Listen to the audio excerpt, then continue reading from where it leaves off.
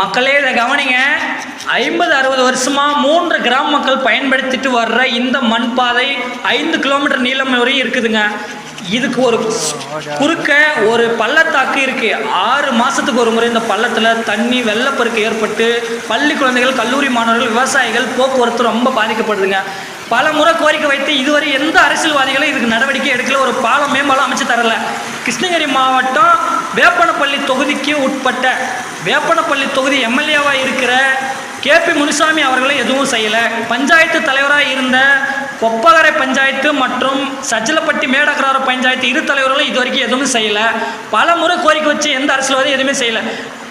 ரொம்ப கொடுமையாக இருக்குது. எந்த ஒரு அரசியல்வாதிகளும் சரி, ஒரு கவர்மெண்ட் ஆட்சியாளர்களும் இதை பார்த்துட்டு ஒரு வெங்காயமே இதுவரை சில பல முறை கோரிக்கை கொடுத்தோம்.